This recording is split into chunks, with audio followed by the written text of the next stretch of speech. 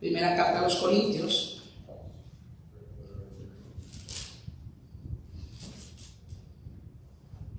Perdón, segunda carta a los Corintios, en la segunda. Segunda carta a los Corintios.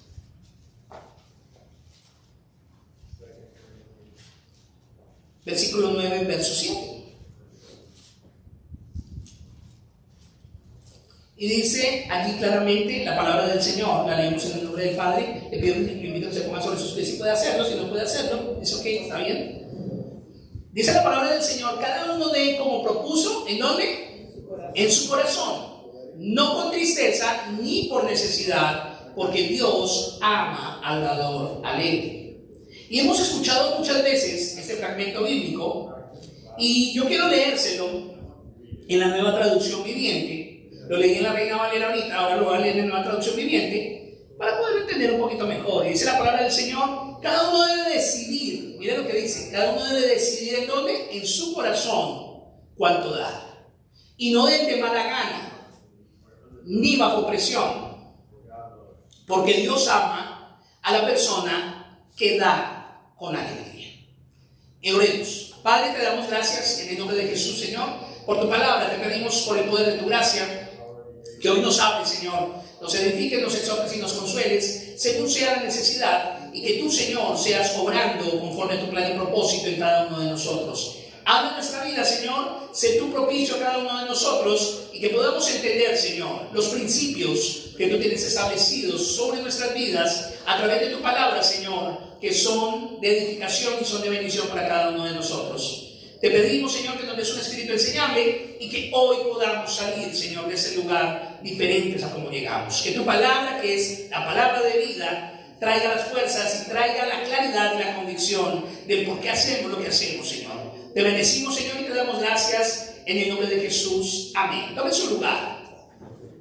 Hoy voy a hablarles con respecto a que nuestra intención al dar debe ser adorar. ¿Cómo lo dije? Nuestra intención al dar, dígalo conmigo, nuestra intención al dar, pero dígalo sin miedo, nuestra intención al dar debe ser el adorar. Y ese es el título de nuestra predicación. Nuestra intención al dar debe ser el adorar. Los que me conocen, y aquí desde que estamos 8 años, yo muy pocas veces hablo de dinero o hablo de dar o de ofrendar. Porque pienso que ha sido algo que ha sido muy abusado dentro de las doctrinas de la prosperidad, en donde se ha tergiversado la enseñanza bíblica y se le da una aplicación que no es correcta. Entonces usted me conoce y sabe que yo al año, la única vez que hablo de finanzas es este día. La única vez que hablo de dinero es una vez al año. Cuando la Biblia de lo que más habla precisamente es de dinero. Pero yo sé que Dios es un Dios fiel y bueno, y el Señor es el que pone el querer como el hacer en cada corazón. Pero es una buena oportunidad para que podamos entender lo que la palabra de Dios nos dice y lo que la palabra de Dios nos habla al respecto.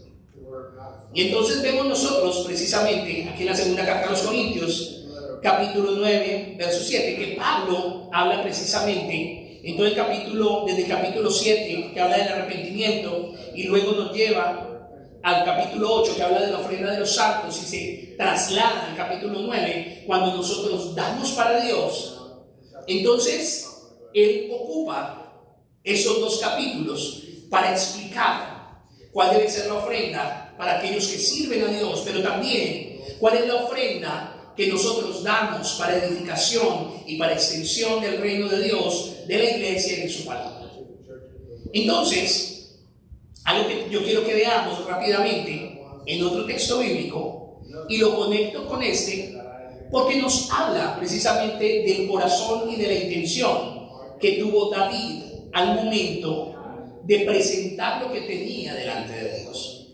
Si bien usted recuerda, David fue rey de Israel. David fue un hombre que adulteró, David fue un hombre que hizo muchas cosas mal, pero David es conocido en la palabra de Dios como el hombre conforme al corazón de Dios. Y a veces decimos, bueno, pero ¿cómo va a ser el hombre conforme al corazón de Dios si este hombre hizo muchas cosas malas? Y nosotros muchas veces nos enfocamos en esas cosas malas, y el Señor permitió que quedaran escritas en la palabra como ejemplo para que nosotros pudiéramos verlas y no cayéramos en lo mismo. Entonces, David tiene una posición muy clara con respecto a lo que es el dar.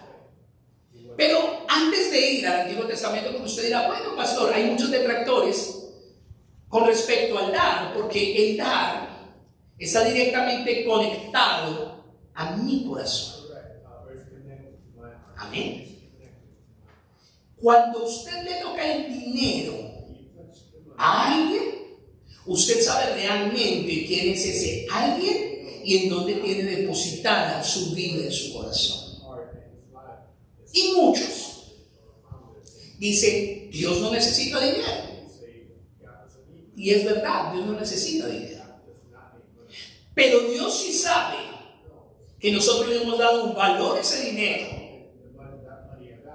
Y Él recibe nuestra ofrenda no por el dinero, sino por la condición de nuestro corazón con respecto para Dios.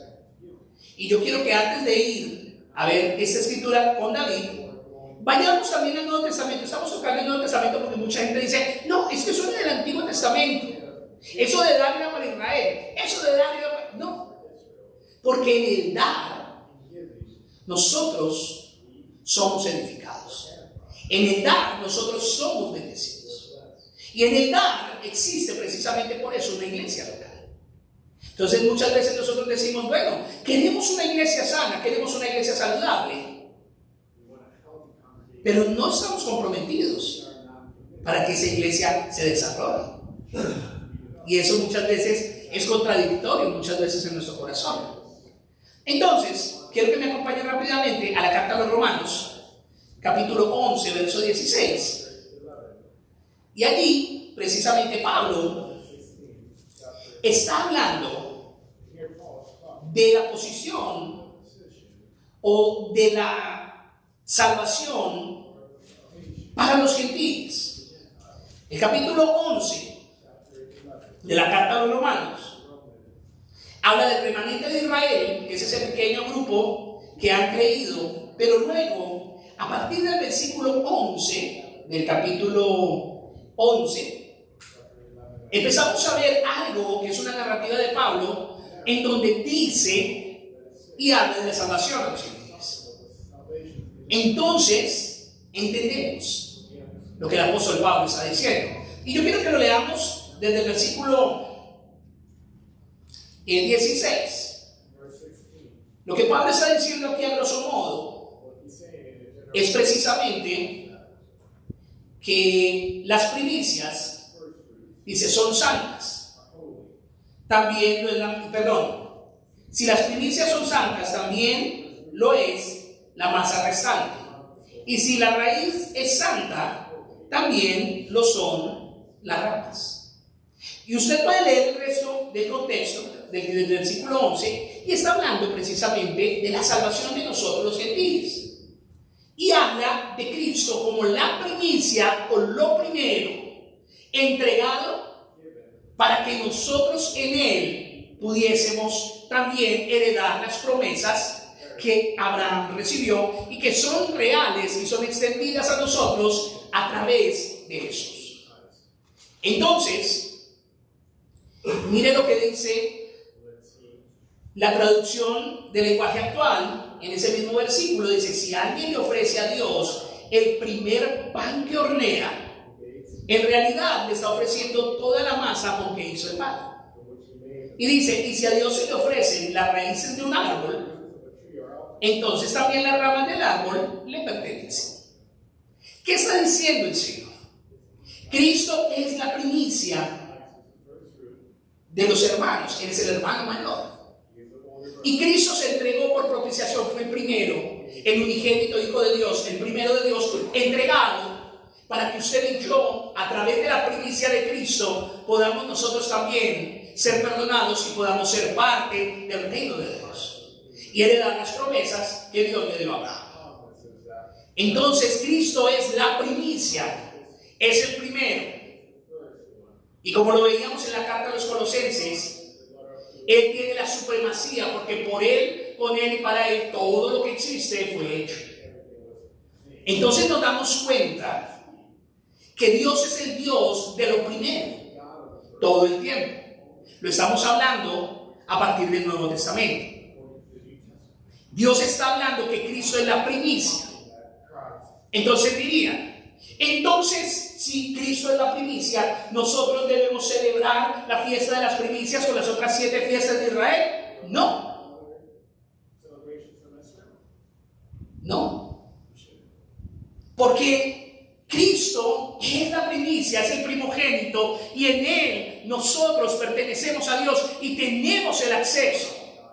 Por lo tanto, nosotros no celebramos ni la fiesta de los tabernáculos, ni celebramos la fiesta de los panes sin levadura, ni celebramos la fiesta de las primicias. Pero nosotros como iglesia hemos determinado tener un tiempo de lo primero y de lo mejor, reconociendo que Él es primero en nuestras vidas. Entonces, la Biblia nos dice claramente, teniendo ya estas dos escrituras claras, y usted puede leer el contexto del capítulo 11, versículo 11, y se va a dar cuenta que habla de la salvación de nosotros los gentiles. ¿Quiénes son los gentiles? Todos los que no son judíos, todos los que no son Israel. Pero también puede ver en 2 Corintios 9:7 cómo es la condición o cómo es la posición de nuestro corazón con respecto al dar. Lo que vamos a hacer la próxima semana es nuestra fiesta de lo primero y de lo mejor. No lo hacemos como la fiesta de las primicias, como en todo otro lugar, que lo hacen la primera semana o la segunda semana de enero. No. Nosotros lo hacemos durante el primer trimestre del año. El año tiene 4 trimestres. Entonces, esos 4 trimestres, ¿cuál sería la primicia? Los primeros 3, ¿cierto? Entonces, en esos primeros 3, nosotros tomamos este tiempo para tener esa celebración en donde nosotros damos una ofrenda especial desde nuestro corazón, entendiendo que Dios es primero. Y como lo dice aquí claramente en la carta a los Romanos, que si usted da un pan, el primer pan que hornea, automáticamente es toda la masa, está ofreciendo usted toda la masa con la que hizo todos los panes. Y lo mismo que si usted ofrece la raíz del árbol, entonces las ramas también le pertenecen a Dios. Y cuando usted da con la intención y la motivación correcta, entonces usted le está ofreciendo a Dios todo su año. ¿Usted está protegido por Cristo? Claro que sí. Pero cuando usted conscientemente viene y aparta ese tiempo y toma una ofrenda especial, y no solo una ofrenda especial de sus recursos, sino que trae también algo especial para compartir con sus hermanos, entonces como familia y como iglesia podemos gozarnos y decir: Dios es un Dios bueno, y todo nuestro año y todo lo que tenemos, cubrimos, reposamos y todo lo que vivimos está en las manos del Señor. Usted no lo sabe, yo tampoco, pero vienen días difíciles sobre la tierra. Este año pareciera que nada está pasando, pero están pasando muchas cosas. Y sabemos que el único que puede hacer la diferencia entre todo esto es Dios. No sé si usted lo cree, pero yo lo creo. La Biblia lo dice. Entonces, la Biblia nos dice que no solo debemos decidir dar, sino también que nosotros debemos dar de buena manera, o de buena gana, o con una buena intención y una buena motivación, que debe surgir auténticamente de nosotros, no de otras personas. Por eso es necesario que nosotros sepamos qué es lo que significa el dar, por qué tenemos este tiempo de dar, y nadie está obligado o coaccionado a dar, porque entonces ya no sería una condición de su corazón, sino usted sería empujado, incitado, manipulado por otro, y automáticamente eso ya dejaría de ser para Dios. ¿Estamos claros en eso? Amén. Y entonces, tras eso, como si no fuera suficiente, dice el Señor que debemos dar con alegría. Debe haber una condición de gozo para dar. Pero en nuestra cultura es muy difícil eso, porque nuestra cultura está muy enseñada a recibir. Y estamos parados mucho desde nuestro propio egoísmo, nuestro propio interés. Y me llama poderosamente la atención lo que Virgen compartía, porque nadie sabe lo que yo voy a predicar cada domingo excepto Carlos. Carlos es el único que sabe lo que yo voy a predicar. Nadie más lo sabe. Y me parecía tan curioso que Virgen trayera precisamente esto hoy, sabiendo que esto era lo que yo iba a compartir. Ella no lo sabía. Y ahí es donde yo veo cómo el Espíritu de Dios trabaja en una misma línea, en la misma sinergia, sin necesidad de usted forzar absolutamente nada. Entonces, el Señor dice que debemos nosotros dar con alegría. Y podríamos pensar lo siguiente, o de alguna manera, estudiando la palabra, me hacía esa pregunta. ¿No es injusta la Biblia al invitarnos a dar siempre, poniéndonos ejemplos de iglesias que atravesaban momentos financieros difíciles, como la iglesia de Corinto, como la iglesia de Éfeso, como la iglesia de Filipos, como la iglesia de Colosas, y poder dar, poniéndonos ejemplos de iglesias que estaban atravesando momentos financieros muy fuertes, pero que aún sin embargo, aún así dieron y decidieron dar? Es un poquito paradójico eso, ¿no? O también me hacía la pregunta, ¿cómo Jesús dice o nos pone el ejemplo de una viuda que es tomada como ejemplo porque en su pobreza dio todo lo que tenía?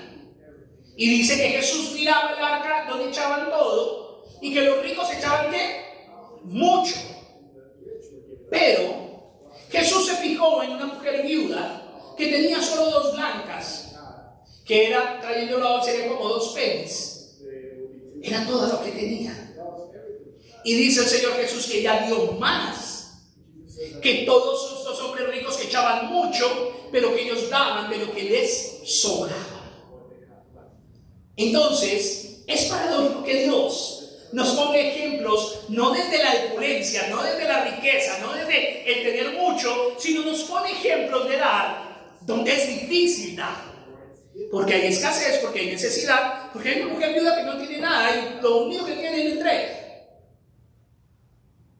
Y entonces, haciéndome esas preguntas, llegué a la siguiente conclusión: que la Biblia nos habla precisamente y nos expone la condición y la posición que tenemos nosotros al dar. En otras palabras, al poner esta parte me acordé de doña Vicky, porque doña Vicky dice con las cosas, hay niveles, ¿cierto? Ella dice, hay niveles de pobreza, hay niveles de riqueza, ella le pone niveles de todo, hay niveles. Entonces yo, muy creativamente, tomé esa palabra de ella de hay niveles, y contestando las 2 preguntas que yo les acabo de transmitir que me hice, llegué a esa conclusión: hay niveles para dar. ¿Cómo así, pastor? Hay niveles para dar. El primer nivel están los que dan por presión. Aquellos que dan simplemente porque se sienten presionados o coaccionados. Y en muchos lugares las personas son presionadas para que den simplemente como una superstición o pensando que dar con Dios es como un trueque. Yo le doy a Dios 10 para que Él me devuelva 20. O se sienten presionados por la misma teología o por las mismas malas enseñanzas del Evangelio de la Prosperidad. Es al nivel de los que dan por engaño. Y son aquellos que dan engañando su corazón y engañándolos.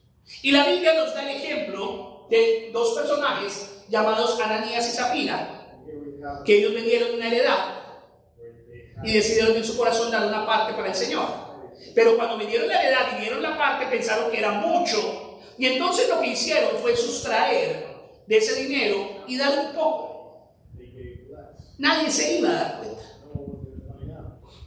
Pero lo curioso que nos enseña este libro de los Hechos con la historia de Ananías y Zafira es que Dios, nadie se había dado cuenta de ese arreglo que ellos habían hecho como matrimonio. Pero Dios se había visto la intención del corazón con el que ellos iban a dar. Y entonces cuando se encuentran con Pedro, les dice: ¿por qué has permitido engañar al Espíritu Santo? Y el hombre sigue en su mentira y dice que cae muerto. Y luego entre la mujer está sacando a su marido y le preguntan a ella que cuánto habían vendido la heredad, y ella se junta con la mentira de su marido. Y Pedro le dice: perezca tú y tu casa junto con tu marido, porque tú has engañado también al Espíritu de Dios, y cayó muerta. Es el Nuevo Testamento. No es el Éxodo, no es Levítico, no es Israel. Es el libro de los Hechos. En la iglesia naciente son las personas que están caminando en las enseñanzas de Jesús. Entonces están los que dan por presión, están los que dan por engaño, está el nivel de los que dan por obligación. Y eso pasa muchas veces dentro de los matrimonios, ¿no? Uno es más dado que otro. En mi casa, Alicia es la que de alguna manera administra nuestros recursos, y yo no tengo problema. A veces soy yo el que le digo: ya diste lo de la iglesia, ya está lo de la iglesia. Dice: no, sí, ya lo enviamos. Porque nosotros reportamos directamente a American Baptist como pastores. Entonces, hay unos que dan por obligación, no porque tengan en su corazón el deseo de dar. Está el nivel de los que dan porque les sobra. Y aquí caben aquellos ricos que echaban mucho, pero daban de lo que les sobraba. Y está bien. Pero está el otro nivel, que son los que dan en todo tiempo, y esos son los generosos.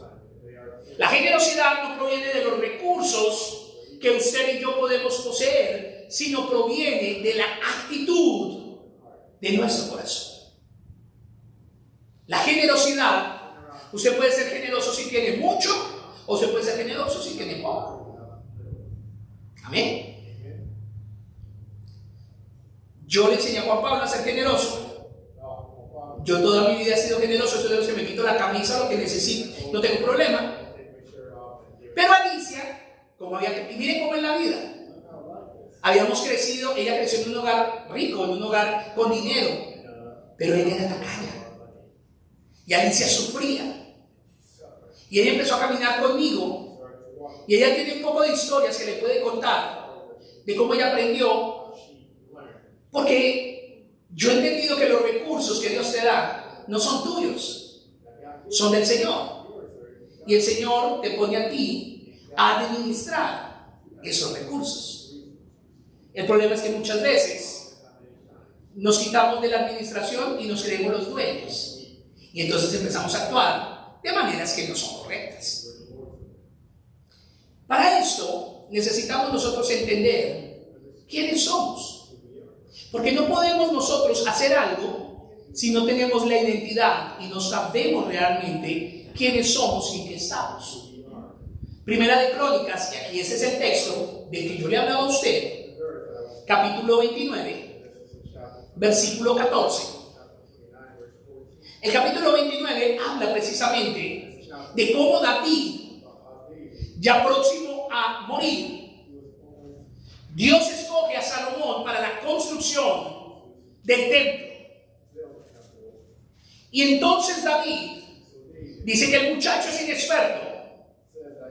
Y dice que el muchacho no tiene la capacidad porque es muy joven.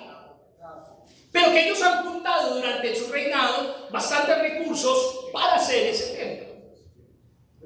Y entonces a partir del versículo 11, David empieza a hacer lo mejor que él sabe hacer. ¿Y qué es lo mejor que sabe hacer David? Empezó a adorar a Dios. Y entonces empezó a hacer un cántico. Y en ese cántico David reconoce quién es él y qué representa. Y entonces aquí viene el versículo 14, y estoy yendo a los versículos puntuales, pero usted puede leer el contexto en casa. Y dice allí: porque ¿quién soy yo y quién es mi pueblo para que pudiésemos ofrecer voluntariamente cosas semejantes? Y él dice y responde, pues todo es tuyo y de lo recibido de tu mano, te damos.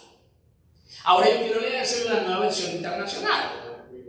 Dice David, pero ¿quién soy yo y quién es mi pueblo para que podamos darte esas ofrendas voluntarias?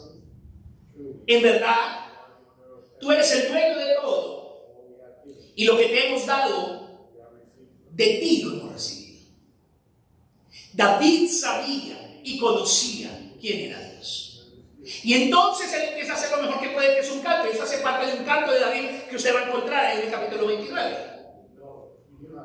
Y entonces David empieza a adorar a Dios y a reconocer que todo es de él y que todo lo que ellos le van a dar para el templo, ellos lo habían recibido de manos de Dios. Entonces aquí empieza la primera cosa que tenemos que tener en cuenta. Dios nunca te va a pedir algo que tú no tienes. Amén. Porque hay lugares que le dicen, vaya y pida prestado, vaya y coja. Eso es mentira. ¿Me explico? Dios no le va a pedir a usted algo que él con antelación no le haya dado. Y entonces, al entender quiénes somos, nos aclara el panorama de la generosidad.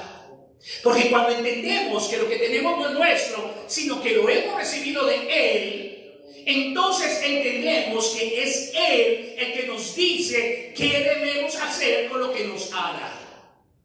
Entonces, lastimosamente, vivimos en una sociedad donde pensamos que todos nos lo merecemos, que lo mínimo que nos pasa es lo que nos tiene que pasar. Y por eso nos sentimos muchas veces mal cuando las cosas no salen como queremos o cuando las cosas no salen como deseamos. Nos molestamos porque no tenemos lo que queremos. Nos molestamos porque no tenemos la ropa que queremos, el carro que queremos, la casa que queremos, los viajes que queremos. Y entonces eso nos cruza y tenemos cargas encima. Pero el tema de la adoración nos hace entrar en ese debate que podemos tener acerca de quiénes somos. Pero lastimosamente el error está en empezar por responder de parte de nosotros mismos. Porque la adoración no empieza desde nosotros, sino la adoración empieza a partir de Dios. Es en Dios que empieza la adoración. Por eso dice que usted y yo fuimos creados para la gloria de su nombre, para alabanza de su nombre.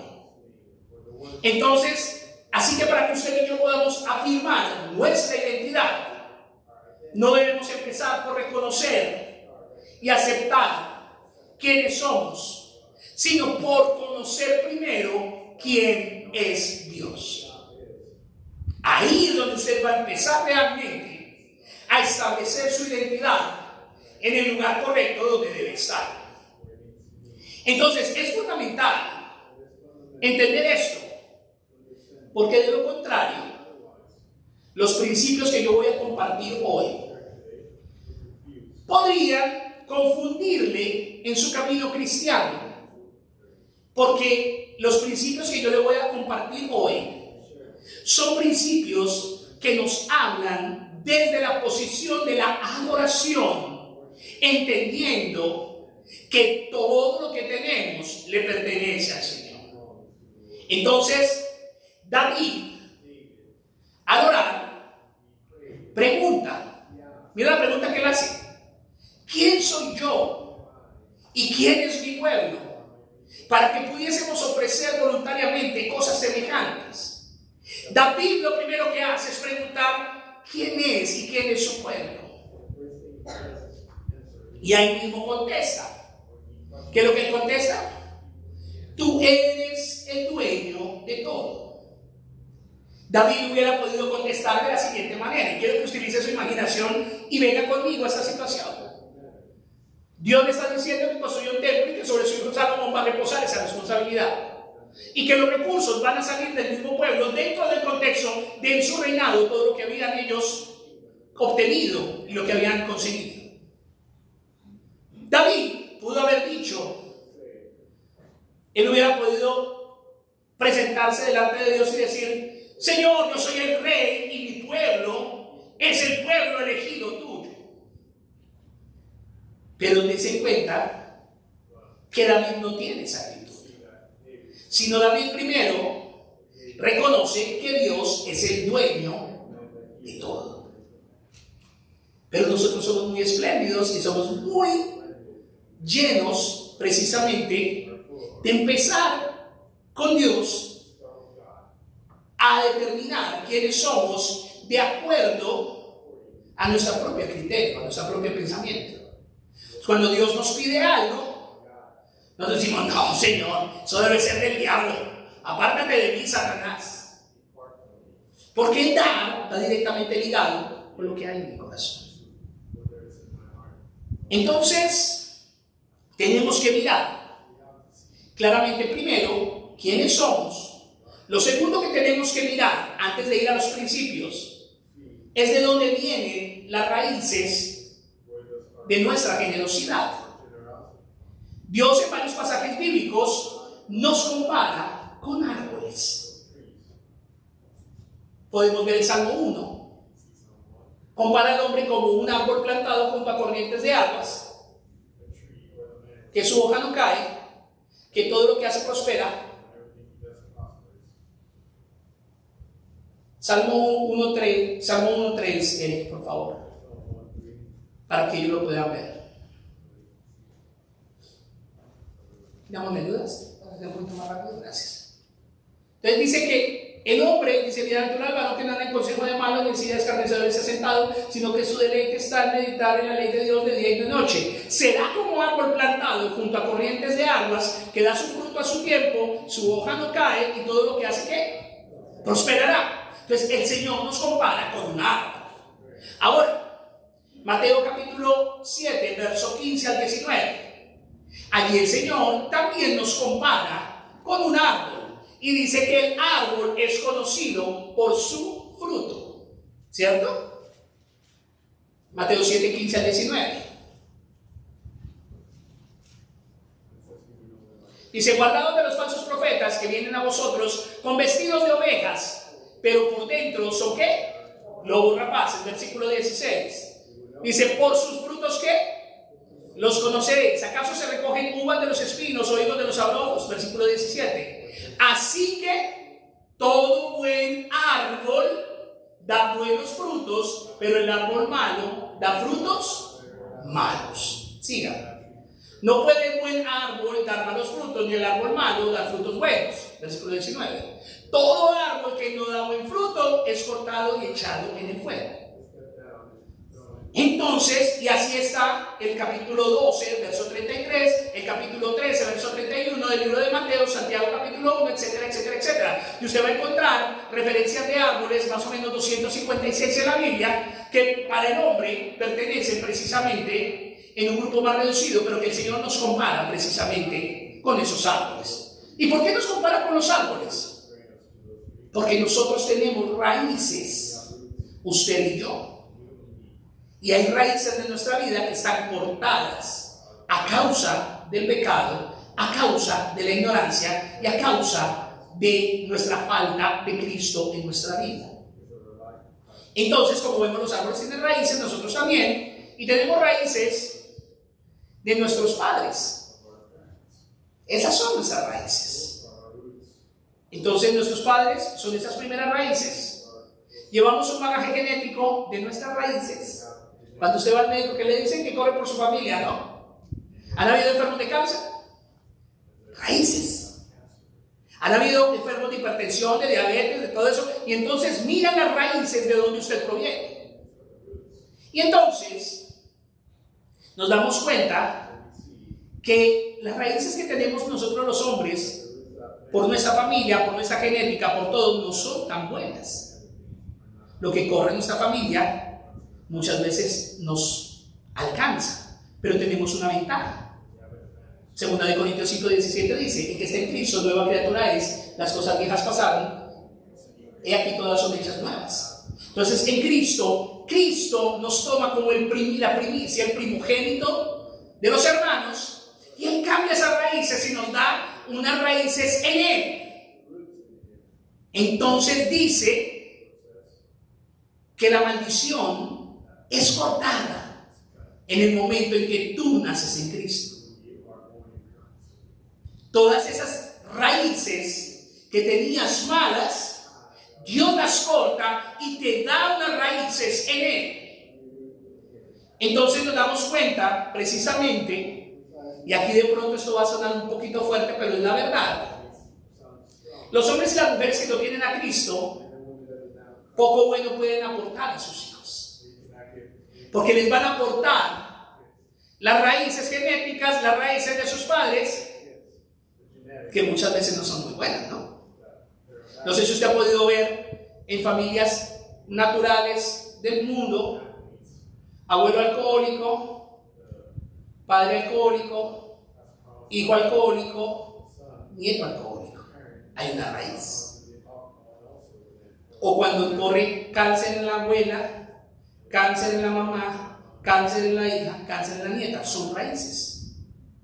Raíces que traemos nosotros. Por eso el Señor nos compara como árboles.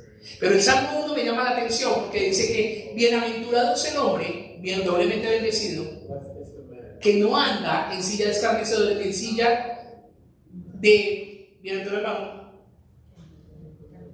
que no anduvo en consejo de malos, ni en silla de escarnecedores se ha sentado, ni en silla de pecadores, ni en silla de escarnecedores se ha sentado, sino que en la ley de Jehová está su delicia, y en su ley medita, ¿de qué? De día y de noche. Será como árbol plantado junto a corrientes de agua, que da su fruto en su tiempo y su hoja no cae, y todo lo que hace, ¿qué? Prosperará.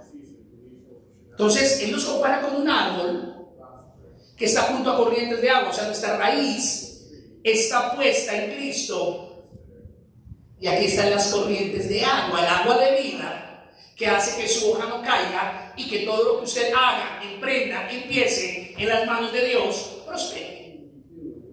Cuando nosotros entendemos esto, entonces nos damos cuenta que en el estilo de vida de nuestra sociedad, muchas de las raíces que Dios ha querido construir, el mundo las ha querido cortar.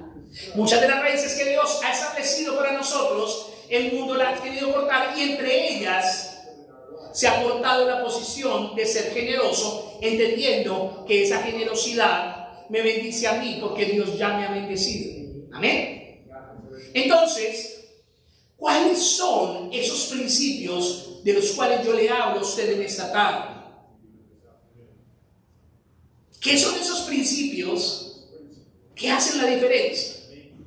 ¿Qué saben y practican los cristianos? Y mucha gente dice, es que los cristianos tienen algo diferente, algo raro, que los distingue de los demás. ¿Qué es lo que a los hijos de Dios los distingue del resto de personas y los hace dar en medio de cualquier momento, de cualquier circunstancia o de cualquier situación? Entonces yo le quiero hablar de 16 principios, 16, que son importantes que usted conozca, sabiendo quién es usted, sabiendo usted en qué está, para que entonces usted pueda entender y conocer qué es lo que usted y yo hemos sido llamados a dar y hacer. Entonces, aquí podemos darnos cuenta, el primer principio, y aquí voy, y quiero que usted tenga, si usted me pone atención a mí, en estos últimos 15 minutos, voy a ir hasta donde más pueda, y seguiré hablando el próximo domingo, el día de nuestras primicias, precisamente de lo primero y de lo mejor, seguiré hablando de este tema. Pero el primer principio es que la adoración no es una transacción. Se lo repito, la adoración no es una transacción. Y quiero decirle que esta predicación no está diseñada para motivarle a usted a dar. Esta predicación está diseñada para enseñarle a adorar a usted por medio de sus recursos a Dios. Entonces, en la antigüedad nosotros recordábamos que se traían animales, ¿cierto? Se traían productos de la tierra, se traían piedras preciosas, se traía oro. Y entonces las personas iban y lo entregaban, y entonces se sentía que había algo en sus manos, lo cual ellos se desprendían. Pero hoy día, en nuestra época moderna, nosotros tenemos dinero físico y tenemos transacciones electrónicas y pagos automáticos. Y cuando nosotros tenemos pagos automáticos, cierto que nadie nos dice nada, ni tenemos que recordar nada, ni nada, sino automáticamente se debitan de la cuenta y se acabó. Y está bien. Pero yo quiero dar un ejemplo. Cuando tú ofrendas a través de transferencias electrónicas, está bien, es fácil, nos gusta la simplicidad, nos gusta la vida moderna, nos gusta la comodidad, nos gustan los descuentos directos de nuestra cuenta porque no tenemos que estar allí como en la situación de que a partir de la cabeza se nos olvidó, o no fuimos a pagar, o no hicimos. Y no tenemos que pensar en nada de eso.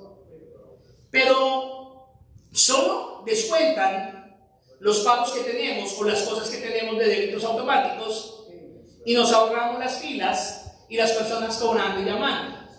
Yo recuerdo que cuando llegué yo a este país, y aún lo hago, Carlos se reía de mí porque a mí siempre me gusta ir a hacer la fila, a mí me gusta ir a hacer de una manera presencial cada una de esas actividades. Y Carlos tiene todo lo que paga, lo paga, la mayoría es debitándole, y entonces hay una cosa más curiosa, a él le debitan cosas o paga, y yo siempre le decía, ¿y usted no pide el recibo? Y decía, no, para nada. Y para mí eso era rarísimo, porque era una forma diferente de hacerlo.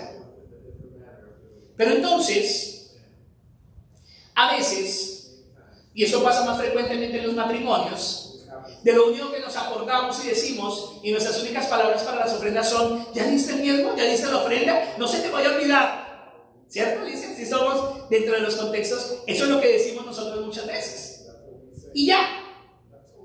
Pero la pregunta del millón es que hoy nos hagamos una pregunta y nos cuestionemos, yo doy mi diezmo, mi ofrenda a Dios, pero mi actitud es adorar. Esa es una buena pregunta. Y no quiero que me malentiendan esta tarde.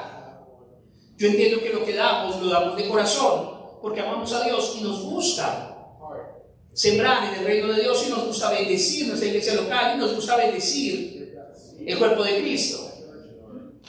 Pero lo que yo quiero decir es que cada vez que pasa, podemos tener ese descuento o dar simplemente ese dinero,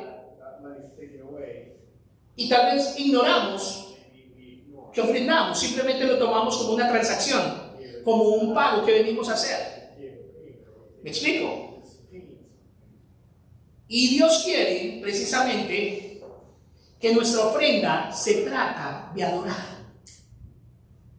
Algunos meses simplemente solo se entrega un dinero, se transfiere, sencillo, pero no se ha adorado. Simplemente tomamos eso como venir a hacer un pago o como dejar algo ahí ya. Pero no nos hemos puesto en la idea que lo que traemos es una forma de adorar a Dios, porque Dios no necesita el dinero, pero Él sí conoce el corazón y sabe lo importante y el lugar que ese dinero ocupa.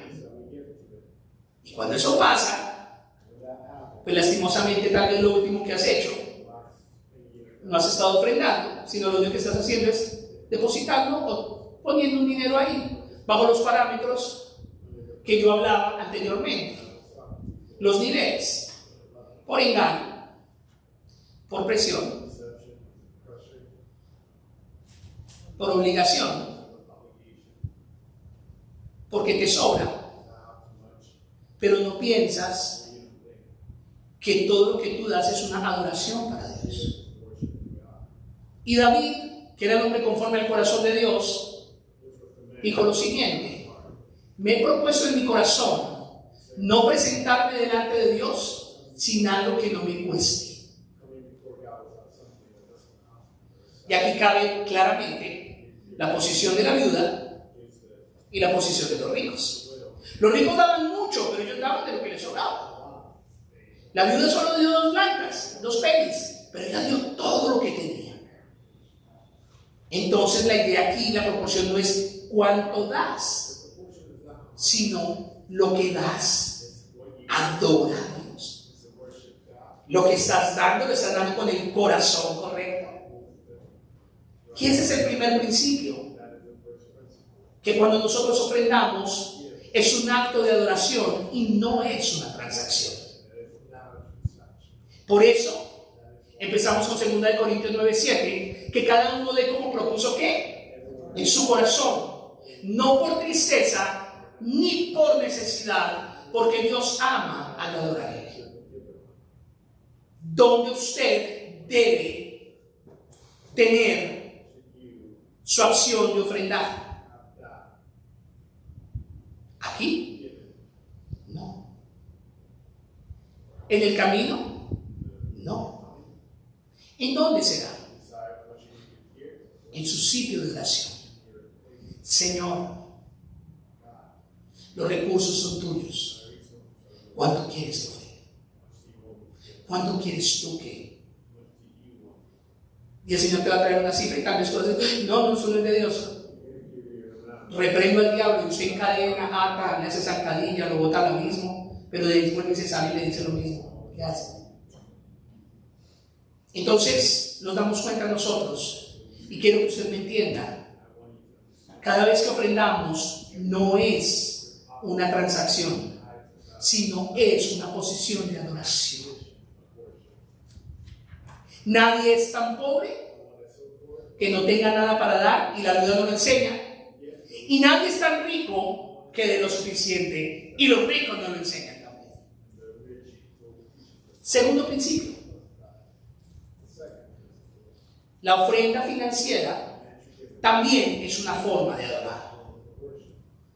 En nuestro estudio bíblico, a lo largo de estos años, y ustedes recordarán, los del estudio bíblico más antiguo, hemos explorado diversas formas de adoración.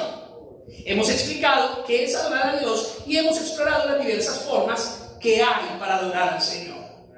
E incluso hemos visto los diversos motivos que hay para adorar. La adoración no está limitada a una expresión ni a una manera de vivir ni a una forma de estar, porque hay cientos de expresiones para adorar a Dios. No está limitada a una palabra, porque hay infinidad de palabras para adorar a Dios. No puedes limitar tu adoración a una canción, porque hay cantidad de canciones que adoran al Señor. Si esto puede llegar a ser un poquito escandaloso y suena un poquito más difícil, pero dar dinero como ofrenda también es una forma de adorar a Dios. Estás adorando a Dios con todo lo que tú eres, incluyendo con todo lo que Él te da. Hay personas que dicen, yo quiero cantar, yo quiero adorar, pero en el momento de dar, ese ya no quiere. Porque quieren ser estrellitas cantantes. Yo también no canto mucho, yo se me salen los gallos al final y todo lo que usted quiera, pero la condición del corazón es la que me lleva a mí a actuar de la manera correcta. Entonces, eso no cuadra para nada con la cultura materialista y con la cultura egoísta y consumista que tenemos nosotros hoy en día. Porque yo, ¿por qué voy a darme lo mío? Y entonces ahí estamos mal, porque no sabemos quiénes somos. Y es normal que una persona natural piense de esa manera.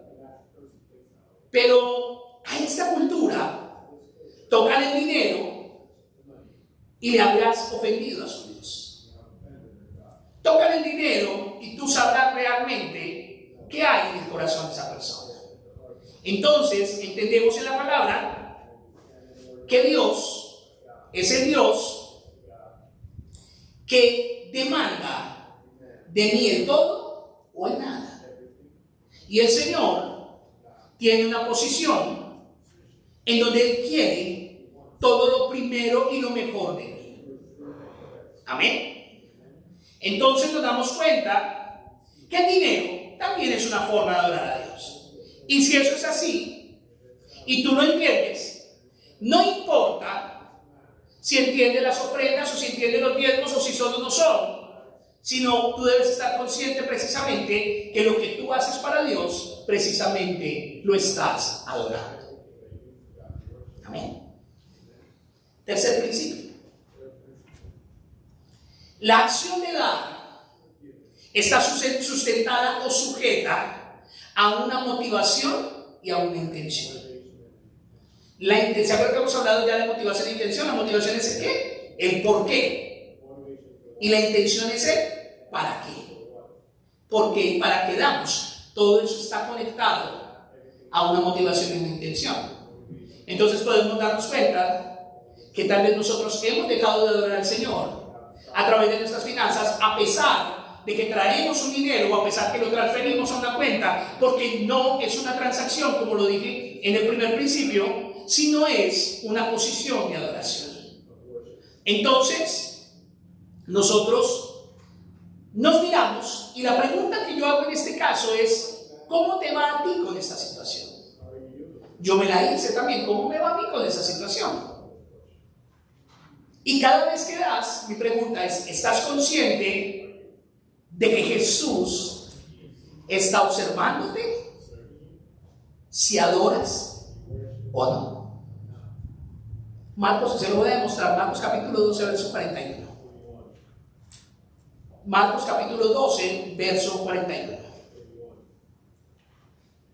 Entonces, aquí el Señor nos enseña que no se trata de una cantidad, que no se trata de una expresión, sino que se trata del corazón, se trata de una intención, el por qué lo hago. ¿Adoro yo a Dios con mis bienes? Marcos 12, 41. Estando Jesús sentado delante del arca de la ofrenda, miraba como el pueblo echaba dinero en el arca. ¿Qué estaba haciendo Jesús? Oye, si Jesús sí era bien materialista, porque él estaba mirando con sus ojos atentos. ¿Qué echaban en el arca? Y dice que miraba como el pueblo echaba dinero en el arca y muchos ricos echaban mucho. Versículo 42. Y vino una viuda pobre y echó 2 blancas, o sea, un cuadrante, versículo 43, y entonces llamando a sus discípulos les dijo: de cierto os digo. Ese de cierto os digo, ¿qué significa? Te aseguro que lo que te voy a decir es la verdad. Esta viuda pobre echó más que todos los que han echado en el arca, porque todos han echado lo que les ¿qué? Sobra. Pero esta de su pobreza echó todo lo que tenía, todo su sustento. Cuando usted le da a Dios lo que le corresponde, cuando usted separa algo, una ofrenda desde el corazón, y usted da a Dios con la actitud correcta de adoración, Dios va a mirarle y Dios va a saber que usted lo está adorando y no simplemente está haciendo una transacción. Amén. Entonces, nos damos cuenta que Jesús, yo quiero leérselo en la Nueva Versión Internacional, dice: Jesús se sentó frente al lugar donde se depositaban las ofrendas y estuvo observando cómo la gente echaba sus monedas en las alcancías del templo. Muchos ricos echaban grandes cantidades. Entonces, cada vez que tú traes tu ofrenda, cada vez que tú traes y adoras a Dios, piénsate qué es lo que estás haciendo, porque qué es lo que tú estás adorando a Dios. Porque el Señor Jesús está mirando. El dinero no está mirando tu corazón. Obedeces, das el primer lugar, estás dando algo que te cuesta, estás siendo realmente cumplidor en la adoración. Entonces Jesús observa la acción de dar, pero no solo la acción de dar, sino también la cantidad al dar. Y la cantidad no tiene que ver con lo mucho que tengas, sino el por qué estás haciéndolo. ¿Te sobra? ¿Te obligan? ¿Te han engañado? ¿O estás dando con generosidad, entendiendo que es Él el que te ha dado todo y que por eso en tu corazón está honrarle con todo tu ser y todo tu corazón? Entonces, Jesús mira el dar y mira la cantidad, pero Él califica según el corazón, no según la cantidad, no según lo que tú dices que das porque te sobra o porque la razón que sea. Él mira la intención, el por qué lo estás haciendo. Lo reconoces como Dios, sabes que eres tu Señor, sabes que Él te sustenta, sabes que Él te sostiene. Tu confianza está puesta en tu dinero, en tu Dios dinero, o está puesta en el Señor. Estamos viviendo tiempos muy difíciles. Y yo no sé si tú sabes cómo funciona el tema de la bolsa, de las inversiones. No sé si tú sabes cómo funciona el tema de los bancos, pero si tú tienes dinero en un banco, en una cuenta de inversión, y el sistema económico fracasa o se quiebra, tú pierdes todo lo que tenías y nadie está obligado a devolverte. ¿Lo sabías eso? Porque tú te conviertes en perdedor solidario junto a la entidad en donde tienes tu dinero. Por eso la palabra de Dios dice que no hagamos tesoros aquí en la tierra, donde la oruga y el orín o el óxido, que es la otra palabra, corrompen, sino que hagamos nuestros tesoros ¿dónde? En el cielo, donde la oruga y el orín corrompen. Entonces, nunca más vuelvas a dar una ofrenda sin adorar. Nunca más vuelvas a perderte la bendición de adorar al ofrendar. Nunca más vuelvas a preocuparte tanto por la cantidad que se te olvide lo que es adorar. Nunca más vuelvas a ocuparte tanto de la opción que tú te olvides del corazón con el que lo haces. Y ya se me termina el tiempo. Pero vamos a seguir hablando. Hemos visto 3 principios. Con esos 3 principios, usted puede trabajar esta semana y orar a Dios. Y el próximo domingo que estemos aquí en lo primero y lo mejor, que es nuestro tiempo de agradecimiento a Dios, no lo hacemos para que Dios nos dé, porque Él ya nos dio. No lo hacemos como el trueque por engaño, obligación, porque nos sobra. No, lo hacemos porque reconocemos que Él es Dios. Y que cuando damos, como lo decía precisamente Romanos, cuando le damos el primer pan, es bendita toda la masa. Cuando le damos las raíces, le pertenecen todo el árbol y las ramas. Asimismo, reconocemos que Alá, Dios, está guardando todo lo que nosotros somos. ¿Por qué Él guarda lo que es de Él? Porque sabemos que le pertenece. Simplemente somos administradores, no más. Amén. Por eso la Biblia dice que es mejor dar que recibir. Porque cuando usted da, eso, ¿ustedes saben cómo le llaman al dinero? Al dinero le llaman, entre otras palabras, circulante. Al cash. ¿Saben por qué? Porque ese dinero se va, pero está viniendo y está circulando, por eso se llama circulante. Porque usted, y la medida que usted tiene de dar, es la misma medida que usted tiene para recibir. Es sencillo. Es el efecto de sembrar y cosechar en todo lo que usted haga. Acuérdense lo que la Biblia dice, que todo lo que el hombre sembrare, eso mismo recogerá. ¿Usted quiere recibir buen trato? Pues trate bien a los demás. ¿Usted quiere que con usted sean considerados? Pues usted sea considerado con los demás. ¿Usted quiere honrar a Dios? Pues entonces póngase en su corazón el ofrendar a Dios como debe ser. Hemos visto los 3 primeros principios. Son 16. La próxima semana confío y espero ver los 12 restantes. Espero. Pero yo sé que si usted entiende esto, usted se va a liberar y usted va a entender quién es, que es lo más importante, por qué hace lo que hace y cuál es la intención que usted tiene para dar.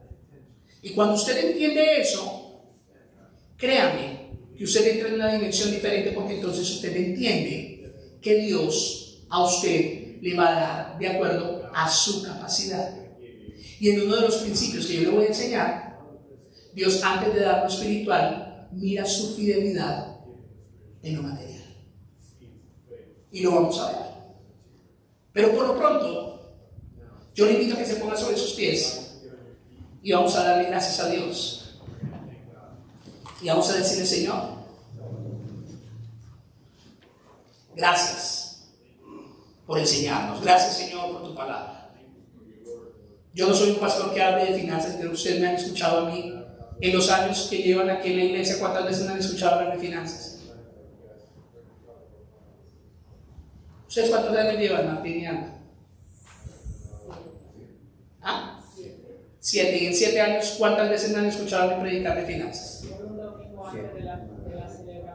7 veces. Porque la única vez que yo hablo de dinero en el año es esta. Precisamente de lo primero y lo mejor, reconociendo que Dios es el primero. Y reconociendo que nos ha llenado de bendiciones, de virtudes. Yo quiero que usted se vaya a su casa y cuando usted ore a Dios y cuando usted venga el domingo entrante, diga: Señor, desde su casa, haga lo que dice 2 Corintios 9:7.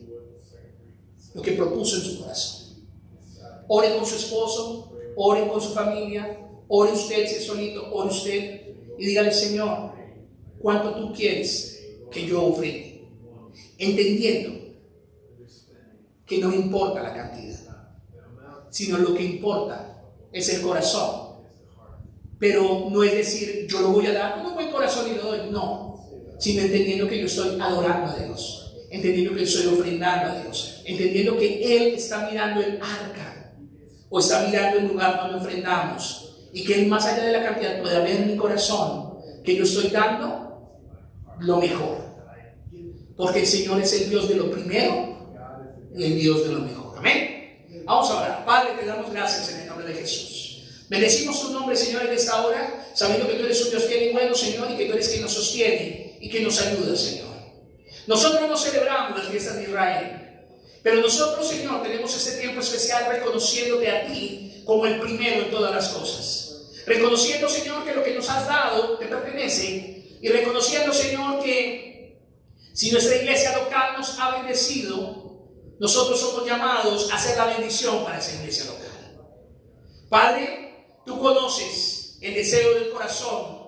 Tú sabes, Señor, que como iglesia queremos ir más allá, queremos alcanzar a otros, queremos ayudar a misioneros, queremos hacer otras actividades, pero nuestra economía no nos lo permite, Señor.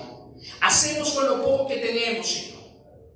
Te pedimos en el nombre de Jesús, Dios, que tú pongas en cada corazón, Señor, el querer como el hacer, y que podamos fluir en los principios que tú tienes establecidos para cada uno de nosotros.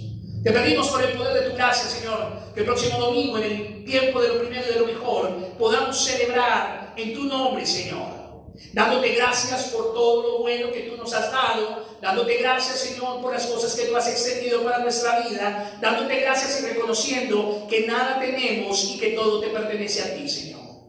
Que simplemente somos administradores de tu gracia, de tu favor y de lo que tú has depositado en nuestras manos. Padre, yo te pido en el nombre de Jesús que tu Santo Espíritu traiga la claridad a cada corazón y a cada vida. Y así como traemos, Señor, una ofrenda especial, también traeremos algo de comer especial para bendecir con lo primero y lo mejor también la vida de nuestros hermanos en Cristo. Nosotros, Señor, sabemos que somos una familia, sabemos que somos un cuerpo, sabemos que somos una iglesia local y que hacemos parte de la Iglesia Universal de Cristo y que estamos, Señor, predicando las buenas nuevas de salvación. Ayúdanos como iglesia, Señor, a permanecer. Ayúdanos, Señor, a través del tiempo a poder llevar esas buenas nuevas de salvación y saber que tú eres el Dios bueno y eterno. Padre, yo te pido que tú toques las vidas de aquellos que no han venido, que tú seas obrando en el corazón de cada una de las personas que vienen a este lugar, Señor, y que hacen parte de verdad y vida. Yo te doy gracias, Señor, por tu amor y por tu cuidado. Te doy gracias por tu amor y por tu misericordia. Te doy gracias, Dios, por la extensión de tu amor. Y bendecimos cada familia, Señor. Bendecimos cada una de las personas que está aquí en este lugar. Y el próximo domingo, Señor, tendremos la Santa Cena, tendremos también el tiempo de lo primero y de lo mejor, Señor, y tendremos ese gozarnos en medio de la unidad, en medio de la bendición, pero sobre todo y lo más importante, en medio de ofrendar para ti en adoración. Te damos gracias, Señor, y te pedimos que nos guardes en esta semana. Agradecemos, Señor, el bienestar del hijo de Teresita. Agradecemos, Señor, que los has traído con bien. Agradecemos, Dios eterno, por la vida de Osman. Agradecemos, Dios, por la vida de Vicky, Marlon, Padre eterno, por la vida de Oscar y de Jennifer, por la vida de Liam, Señor.